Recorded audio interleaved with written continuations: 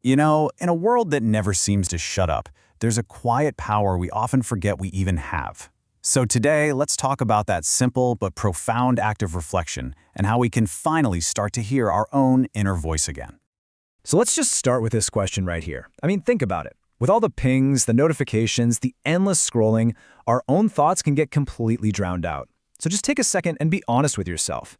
When do you actually, truly, make the time to listen? And that's the challenge, right? We're all facing it. This constant clamor from our devices, it bombards us. It makes it so hard to hear what we're thinking, let alone figure out what it all means. All that noise can really hide the path we're supposed to be on. But there's a really beautiful answer to all this noise. Reflection. It's a space that's totally, 100% private. No one else gets in. Whatever's going on in there, the brilliant ideas, the worries, the just plain silly stuff, it's all yours. Isn't that an amazing thought? A little hidden corner of the world just for you. Okay, and this is where things get really powerful. Because inside that private space, you get to decide what the world looks like. How you see things from the inside has a direct impact on how you act on the outside. It's not an exaggeration to say your perspective literally shapes your reality. When we reflect, we kind of come to a fork in the road. If we let our thoughts drift to a dark, cynical view of the world, well, it's easy to get stuck, to feel powerless. But if we use that same time to find hope, we can actually cleanse our minds, start to see the beauty out there, and feel totally empowered to make a change. And that brings us to this incredible idea of a trained mind. So many of us just don't realize the extraordinary power we have to direct our own thoughts. It's not just about thinking, it's about actively training your mind to work for you, not against you. Believing you can do something, that is absolutely the first step. But belief without action? Well, that's just a daydream, isn't it? It's the try that actually builds the bridge between what's in your head and what happens in the real world. And hey, this is not some new age idea. We're talking thousands of years ago.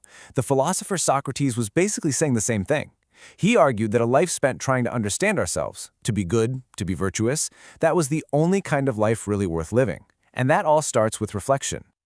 Then you have the philosopher Rousseau, who took this a step further. He believed we're all born with this innate goodness. He thought our real job isn't to create something new out of thin air, but to simply protect that goodness from all the corrupting stuff society throws at us. Okay, so all of this sounds great in theory, right? But how do we actually put it into practice? Let's walk through a super simple morning ritual you can literally start tomorrow to finally give that inner voice a chance to speak up. It really is this simple. 3 steps. First, when you wake up, just be silent for 5 minutes. No music, no podcasts, nothing. Second, grab a notebook and write down any thoughts that just pop into your head. The French called them pensées. And don't judge them, just write them down. And third, and this might be the hardest one, stay off your phone for the first hour of the day. Seriously, don't underestimate how powerful this little routine is. If you do it every day, it stops being a chore and starts being the greatest gift you can possibly give yourself. It's your chance to figure out what you really want out of this one precious life you have. So try to think of this time for reflection, not as another thing you have to do, but as a gift you get to open every single morning.